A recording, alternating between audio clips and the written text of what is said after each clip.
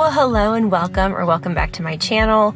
I hope you enjoy my studio for the day, which is my car, because I'm at home with my whole family and there's just a lot of noise and bustling going on, and I wanted to just be able to sit down and make this video and not feel super distracted. So we're in the car. Actually, the audio in cars is usually pretty good, as is the lighting, so hopefully we can just roll with it. Before I jump into this video, which will be a look back on my goals for 2024 and whether or not I was able to accomplish them, as well as more of a comprehensive look at the year as a whole and the highs of it, the lows of it, and all that kind of thing, I just want to wish you a very happy new year. I hope that you had a very nice holiday season and that your New Year's was happy and healthy and safe and fun, and that you're heading into 2025 hopefully feeling relaxed and excited about what the year has to bring ahead of us.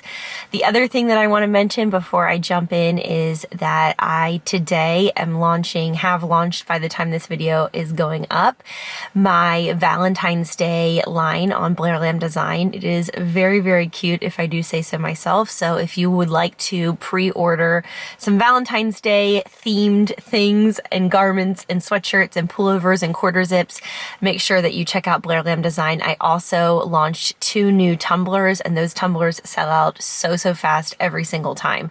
So make sure to go check all of that out, and I will leave a little coupon if you would like to take advantage. Let's jump into 2024 goals. So I have had this hanging in my closet for the entire year, and I did that 2 years ago and then last year, and it's really helpful for me because I visually can see what my goals are every single day when I'm getting dressed, and that way I don't get through the year and forget what even my goals were. The other thing, and I've shared this many times before in these types of videos, is that I try to make my goals very, very specific and measurable, because otherwise there's no way for me to know whether I've truly accomplished them or not. So I'm just gonna, actually there's still a little bit of tape left on it, so I'm just gonna kind of see if I can stick it right here so I can see it during this video. So I think that the way that I'm not going to go through the goals in the order that they're on this list. I think I'm going to go through the goals in order of the ones that I did accomplish, and then I'll leave the ones that I did not accomplish at the end, because I am going to see those as rolling over into 2025, which is just fine. Sometimes we can't hit every single goal, but I'm proud of myself for what I did accomplish this year, and I'm looking forward to hopefully hitting some more goals and checking some more boxes as we head into 2025. The first goal that I had for this year was to hit 75,000 subscribers here on YouTube. That's a goal that I never really thought that I would see. I remember for a long time, I thought that if I could get to 20,000 subscribers, I would feel like I had really accomplished what I set out to do on YouTube. And now we've surpassed 75K, which is really awesome. I believe this was a goal actually that rolled over from 2023 into 2024. So just an encouragement to you, if you have any goals like that you weren't able to accomplish in the previous year, just roll them over and continue working on them, because that kind of focus does pay off in the end. So I think I began this year, I don't remember exactly. I could find it out, but I'm not going to do that right now. I think I was in about the 50s, maybe like 53,000 subscribers or something like that at the beginning this time last year. And we are ending the year, I just pulled it up, at 87,214 subscribers, which is insane to me. That is so wild. So my next big milestone is 100,000 subscribers. And that's when YouTube actually sends you that plaque that says that your channel has hit 100K. And I truly did not imagine that we would get to that point ever. And so it's really cool that it's like within reach. Like I only have 15,000 more, less than 13,000 more subscribers to go. So if you're watching this video and you're not subscribed, I would appreciate it so much if you would actually click that subscribe button, because that is going to be definitely one of my goals for 2025, is to hit 100,000. That is going to be a wild accomplishment, but 75K has felt incredible. And I just thank you so much for being here and for sticking with me all of this time. Some of you have been around since before I even started YouTube in 2016 and remember when I was a blogger and I was blogging 5 days a week, and now I'm making videos, and it's just been a kind of a crazy winding journey, and I appreciate you being a part of it so much. And if you're new, I'm so glad that you're here as well, truly and genuinely. So welcome and thanks for being here. The next goal that I had was to read 50 books, and I made a note of exactly how many books that I read. I think it was 53. Let's double check. Yes, 53 books in 2024. So I hit that goal and surpassed it. I stopped listening to as many audiobooks as I had in the past. So almost all of those are books that I read with my eyes on my Kindle. The reason being, I don't enjoy audiobooks. I have learned as much as I want to enjoy them. I do enjoy nonfiction audiobooks, like an author reading his or her memoir or something of that nature. But when it comes to fiction books, I find that when I listen to them and then I also read them, I rate them and find them a lot less interesting when I have listened. I just think I'm more of a visual reader learner rather than an auditory learner. So I'm just kind of leaning into my preferences, I think. And so last year I had a lot more books, and many of that extra bit was because I did a lot of audiobooks last year and I only did a handful this year. But that's okay. That's just learning and adjusting to personal preferences and things like that. So that was my other goal. Second goal that we'll go through today was to read 50 books, and I read 53. So I'm very happy about that. The next goal was to work out 120 times. I believe the way that I got to that number was thinking that there are 52 weeks in a year, and I wanted to go about twice a week and then add a little bit more. So twice a week would be 104 times a year. I think that was my goal in 2023. I don't fully remember. And then just an extra handful to get me to that 120 mark. So I went through my fitness app that's linked from my watch, which I use for all of my activity, to my phone, and I counted everything. So my goal was 120. I completed 141 workouts this year, which equaled 155 total hours of exercise, which equates to 6.46 straight days of exercise if you pushed it all together, or 9,300 minutes of exercise. So I really feel proud about that. Exercise has been something that has become integral into my day-to-day life. I typically exercise 3 days a week, and I have really stuck with that. I have dealt with a lot of sickness in the latter half of 2024, and that definitely impacted my ability to exercise. But in years past, what would happen is that as soon as I would be sick, I would fall off the exercise wagon and I would not get back on for sometimes up to 6 months or a year. And this time I have been giving myself the time that I need, maybe a week or something to get better, feel better. And then I have gone back and started back with gentle exercise just to keep the momentum going. And I'm really proud about that, like I said, because anyone who is committed to regularly exercising knows it is so much easier to find reasons not to exercise when you've got kids that are sick, or a really busy schedule, or you didn't get a good night's sleep, or you've got a lot on your plate at work. It's so easy to write off exercise. That used to be the first thing to go for me. And I have really changed my thought process, and it has become a pillar of my day-to-day life and not something that is negotiable, and that has made all of the difference. Sort of piggybacking off of that goal of working out 120 times or more, which like I said, I was able to do. The next goal was something that I kept a little bit more private to myself, and that was that I had a goal weight in mind, sort of like a range that I wanted to get into, and I was able to accomplish that, and I am so excited about that. As I explained at the beginning of last year when I was sharing this goal, I just don't feel great about sharing specific numbers because everybody's body composition is just so different, and so I think it can create kind of a weird complex. So instead, I'm just keeping that close to my chest, but that was a really exciting one for me. I also was able to go down a jean size. Huge non-scale victory for me is that I'm back in my actual wedding rings. I have big German knuckles, but it fits. I promise it fits. Like when it's on here, it can move around and it's comfortable. I realized because I had been wearing that fake set you probably, if you're new around here, probably thought that was my real set of rings. It was a beautiful fake set. It's from a company called Mod Gents. And I purchased it originally because my fingers just got so much bigger during pregnancy and breastfeeding and postpartum. And I like to wear rings. And so I had purchased those, and, you know, they're a fraction of the price of a real diamond, you know, platinum ring or whatever.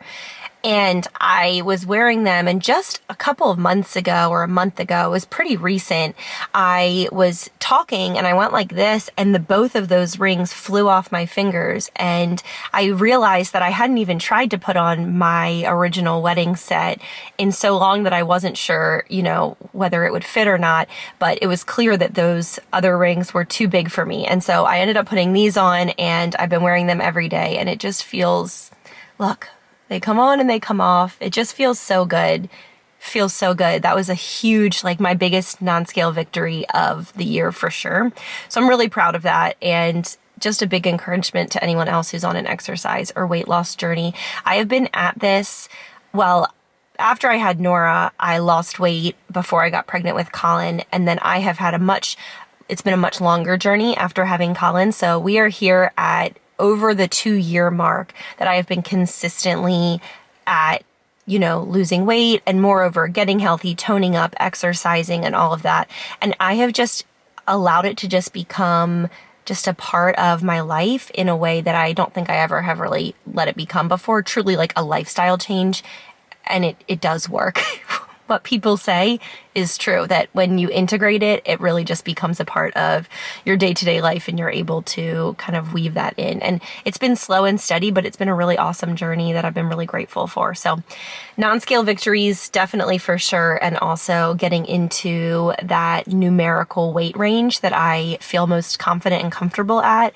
Being back there after having gained weight with pregnancy and postpartum, which is all normal and healthy and totally fine, but kind of coming back into my own self has been it's been very rewarding.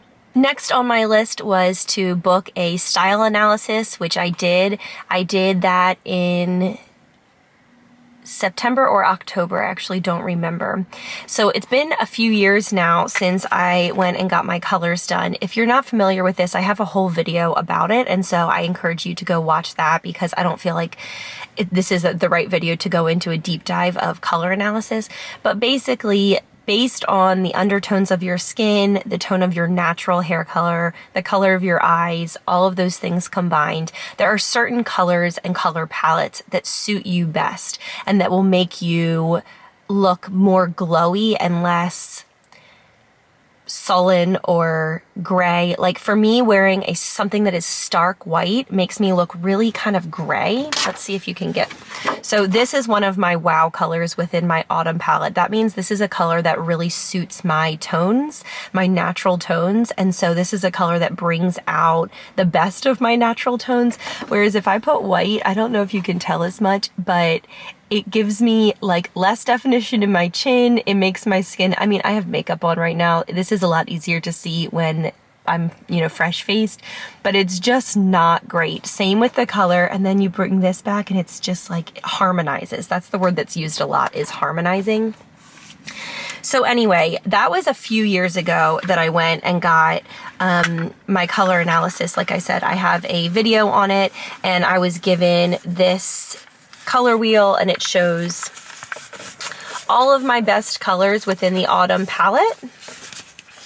And then, like I said, there are specific colors. I'm considered a blue autumn, actually specifically a dark blue autumn. So the colors that are the very best for me, that I try to live most of my life in, are these two cards. So lots of these warm toned blues, purples, greens, and then also some of the darker browns are really some of my better colors. Like, even though this card is in my autumn range, none of these three are my best colors. I still wear them because during especially fall, I think it's fun to wear these colors, but they're not my very, very best. Anyway, this is also one of my wow color cards with the green colors. all that to say, I will leave a link to the video below if you want to find out more information. It was super life-changing. Well, this same company, the woman who did my color analysis, they also offer a style analysis. And so this is a very intensive, usually about 3-hour process, one-on-one with you and the stylist. So what she had me do was bring 5 or 6 pieces of clothing that I love and feel great in, 5 or 6 pieces of clothing that never feel quite right, and then you go in and have a lot of conversations. There's this thick book and it's been all filled out, and like she did all of my body measurements. She did all of my proportions, like from the top of my head to my shoulder to my hip bone to my knee, like those proportions. And through that and like this long conversation and conversations about lifestyle and preference and just all, it was just fascinating. You wind up with a style profile that is best suited to you. And there are guidelines, so to speak, within that style profile that help you when you're shopping and getting dressed. And between, you have to do color first in order to do style in this particular framework. I have never ever felt so confident getting dressed, having had my colors and style done. Neither one is inexpensive, but it's for life. You don't change. Neither of those things will change for your life. And so they just adapt as you adapt. All that to say, I did go and get my style done, which is why I have this booklet, and I am a natural classic. So that's what I am, a natural classic. And so I was given this very, very detailed 2-page write-up specific to me about what I should look for. So I'm not going to read through all of it, but just like some overall highlights. The overall explanation of what a natural classic style means is easy elegance, quality, smart casual, well-groomed, naturally sophisticated, less is more, a combination of tailored and casual clothes, casually classy, which is very much what I'm aiming for. There are some of the other style profiles have, like, for example, one of them is romantic, and romantics like a lot of draping, a lot of fabrics. A lot of people say, in order to kind of wrap your brain around what romantics wear, it's like what a queen would wear, very sophisticated. And then there's another style profile called ingenue, which is what my sister is, and that's more dainty, small scale, very princessy, and like neither of those really suit me. Not because there's anything wrong with those, but because everybody's different. Do you know what I'm saying? So she had all these things written up, like I was handwriting notes. Like, my best look is a mixture of structured and drapey. So she was telling me, like, wearing a more structured top with more drapey pants or vice versa is going to be the best bet for you. Wearing a super, super flowy dress is going to make you feel really frumpy, whereas someone who is in the romantic style profile will feel really beautiful and look really beautiful wearing a really drapey dress. So I could talk about this for a long time. I think it's so, so interesting. But I did go and get it done. It was an investment of time and money, but one that was well worth it. I mean, it's just like fascinating. They go through, I mean, she went through like, this is like body geometrics and just like explaining to me, you know, different body shapes and face shapes and necklines. We talked for a long time about necklines and what necklines are best on me. I've had people for so many years tell me that V-necks are more flattering. V-necks are more flattering, especially in my shop, because I don't offer a lot of V-necks, because V-necks are actually really, really hard to source reliably. So I always have people sending me message. I mean, at least once a month, if not more often. Like, I don't know why you don't sell V. Sometimes it's nice, it's written nicely, and sometimes it's a little sassy, but like, I don't know why you don't offer V-necks. V-necks are universally more flattering. And what I want to say now is, well, actually, when I went to go get my style done, I was told V-necks it's too harsh of a line because I have a softer jawline. And so even though you can wear anything, my best look is not a V-neck. Wouldn't you know it? So anyway, I will move on from that because I think I could talk about that for quite a while. I think it's very interesting. And I think it's, given my personality type, I like to have guidelines. I like to have some structure, both in my clothing and in just really anything. So knowing these are my best colors, these are my best types of garments, these are my best outfit looks. Gosh, it's been so life-changing. It's been so life-changing and so helpful to me. So All of that to say, I did get a style analysis done, and it's been a few months now, and I've been slowly adding pieces into my wardrobe. A lot of my wardrobe already suited my style profile, but now that I have more of guidelines and framework around it, I'm able to put together outfits that I feel really confident in with pieces that I already have, whereas before I feel like I struggled a bit more with that. So, sorry, I feel like I have a piece of hair on my face. That is one thing you know I can't stand. So that's that. Okay, let's move on to the next one. Oh, this is a fun one. One of my other goals for 2024 that I did complete was to learn a new skill. I probably learned a handful of new skills, you know, here and there, but the biggest one that I'm most proud of is that I learned how to crochet. So I actually grabbed a TJ Maxx bag and filled it with, not all, this is not even all, but many of the crocheted items that I made in 2024. So all of these started out as a ball of yarn, and I learned how to read crochet patterns, and I learned how to crochet, and I made these all with my own two hands while watching movies, watching TV series, listening to podcasts or music. I really enjoyed this. This I began like late January, early February last year, and the two favorite ones that I did are this little octopus girl, and she has the cutest little tentacles.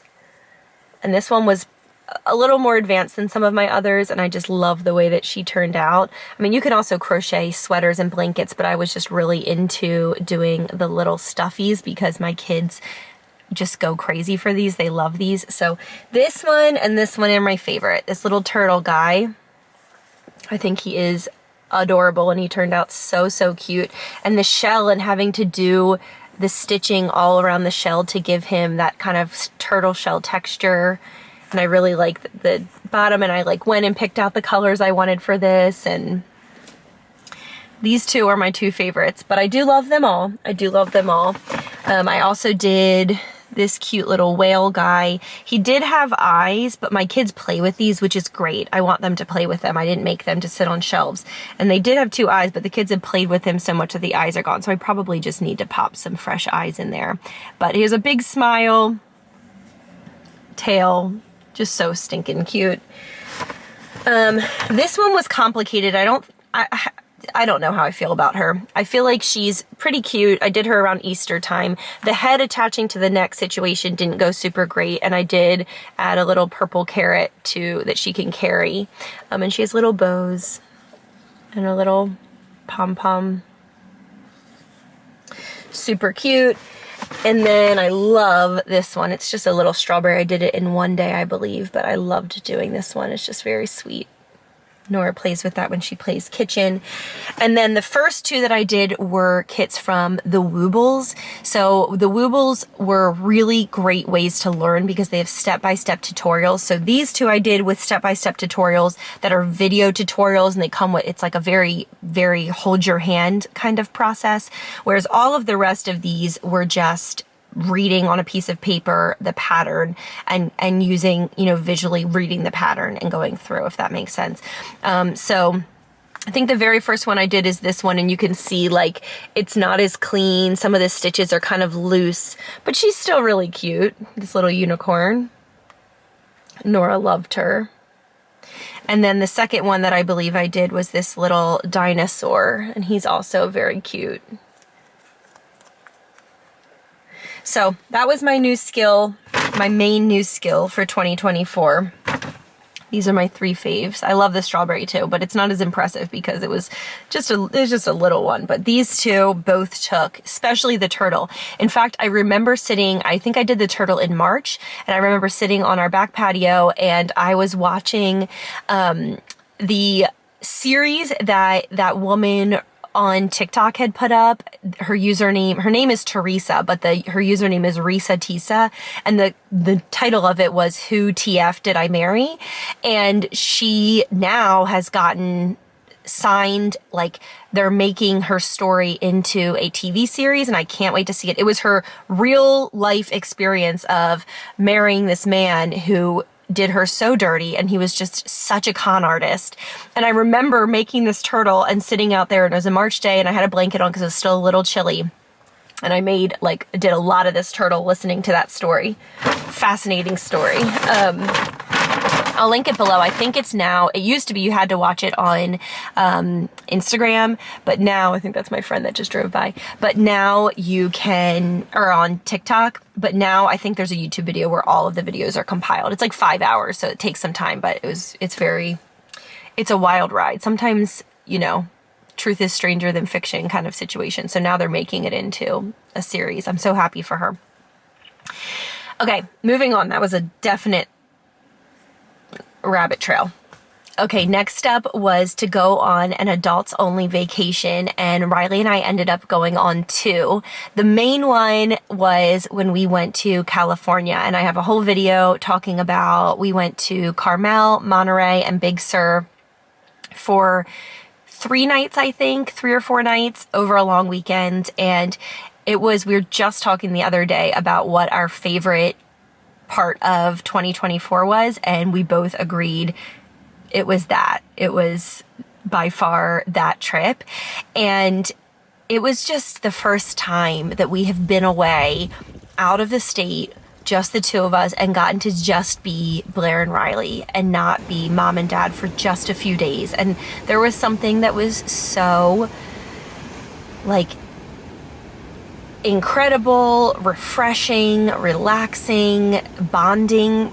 We had the most amazing time. I think about that trip and I get really emotional, and I feel like tears well up when I think about it, because it was such a gift. Each day of that trip was such a gift. It was like the biggest deep breath that I feel like we have been just running, raising our kids, growing our businesses. We bought a new house, this, that, and the other. It's always something. And for it to just be the 2 of us in such an absolutely stunning place was just incredible. So we did that in late September of 2024. And then in late October, this kind of all came together very organically. Originally, me and my cousin my cousin Caroline, we're just going to fly to Miami, meet in Miami, and go to the Taylor Swift Eras tour. But then my parents ended up planning a 60th birthday trip for my dad that same weekend. And so then Riley ended up coming so that we could celebrate my dad's birthday with him. And then Caroline came, and then we went to the tour, to the concert. And then, so that was a secondary adults only trip, but it wasn't just the 2 of us. It was absolutely amazing. We had a great time, but it wasn't the same as just the 2 of us running off for the weekend to go have fun. So we have another adults only trip coming up here in the next month or so. It's something that as our children get older, we are definitely leaning into prioritizing, because our day to day, like most people's, is a lot. The kids are going to school, we're going to work, we both work for ourselves, and so it's just always, you know what I'm saying? In the best way, it's just kind of always, there's always a current. And so being able to get away like that for the 2 of us, and we genuinely get along so well and have so much fun together. And I really do not like when it's been weeks and I feel like we haven't had that time. So just planning some date nights and things, but then also some special times when we can actually get out of town together. So we are going to Denver here shortly, in the next month or so, and I'm really looking forward to that, just for a weekend, just 3 nights. So if you are from Denver, you've been there, and you have anywhere that you would recommend for us to go and eat, some awesome coffee shops, great restaurants, places to go, things to do. This is adults only. My mom and dad are flying into town to spend the weekend with our kiddos, so would love to hear your recommendations in Denver. Now, Riley's whole family is from Denver. His mom and dad met in Denver, they have Denver roots for years, decades. But Riley himself never lived there. His older sister did, I believe, and then they moved here, and this is where Riley was born, in Texas. So all that to say. Okay, I have 2 more. The next one I sort of completed, and then the next one after that I did not complete, but we will get to that. So the next one was to complete a second whole house declutter. Now, I can sometimes lean into fall victim to black and white thinking. And so immediately my knee-jerk reaction is I didn't do a whole house declutter because I didn't specifically go through every single part of my house. However, I will say this. Before we moved, I did a very thorough whole house declutter. And we did not move stuff that we did not want to move. And so even though it was not as specific and organized as that first whole house declutter where I had a list and I was checking off like Colin's closet, our closet, all of the shoes in the house, junk drawer, like I was doing it like that. This go around and this year, it's more been continuing with that rather than like more specifically. So I would say I feel like I did this maybe 60 to 70%. So anytime that I am cleaning up a space, I am very ruthless with decluttering. I actually have, can you see? I have a trash bag right now in the back of my car that's heading to the donation center because I was just folding clothes, and as I was folding clothes, I was getting rid of things that no longer fit, no longer wear, whatever. Same with, we were just putting Christmas decorations up a few days ago, and as we did that, there was actually an entire bin worth of decorations that we don't pull out anymore, that are broken, that whatever. And so boxed all those up. Like it's been more of a natural and organic process rather than a more structured one at this point because we have continued to do that.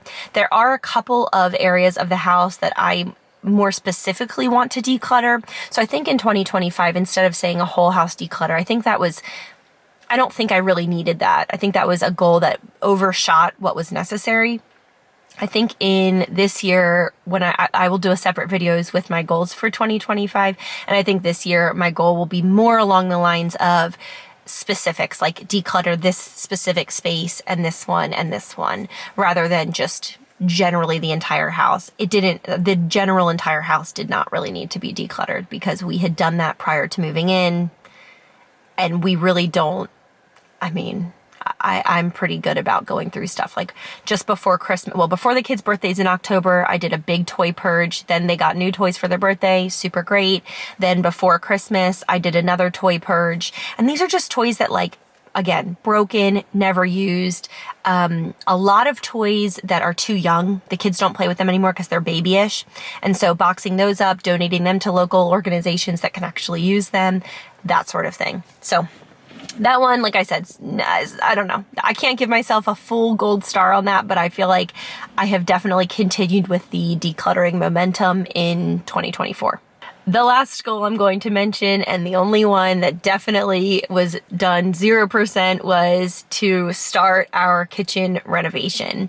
If you're new around here, our kitchen is so out of date. It is highly functional.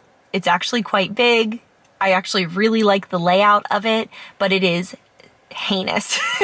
It is like 90s OBGYN office. That's what I always joke that it looks like an OB office. It has mauve laminate countertops, and the cabinets aren't awful. The cabinets are not awful. It's really the countertops, and the handles are white plastic handles. It truly and genuinely looks like a doctor's office. It's very funny to me. We cannot make a decision on what we want to do with a space. For a while, we were meeting regularly with a contractor and getting the ball rolling on a very, very large scale renovation, tearing down a wall, putting in a beam, doing a huge island, reconfiguring the layout, this, that, and the other. Then we were like, well, that is so pricey. Maybe we should do something that's more relaxed and less expensive because it's so expensive to do all of that. What if we repainted or restained the cabinets and did fresh countertops and then a sink? And we were on that train for a while, and I was really looking on Pinterest and kind of trying to decide color palettes and what I wanted to do. And then we kept talking about it, and we were thinking, well, do we really want to sink time, money, resources, and effort into doing a mini facelift when we still would really like to do the whole kitchen renovation? And we have gone in circles for now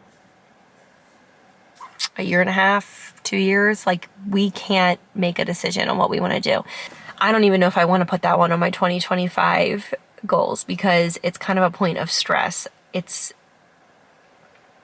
I don't know. I don't know what we're going to do. I've been looking at inspiration lately for things that we could do that would be more relaxed. There's just some parts of the foundation and structure of the kitchen that are quite outdated that I would not really like to carry over, but that would be kind of a big deal to get rid of.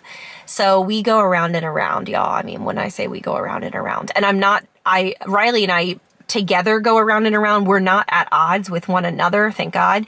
We just we'll be like all in one camp. And anyway, I don't even want to talk about it anymore. We talk about it all the time.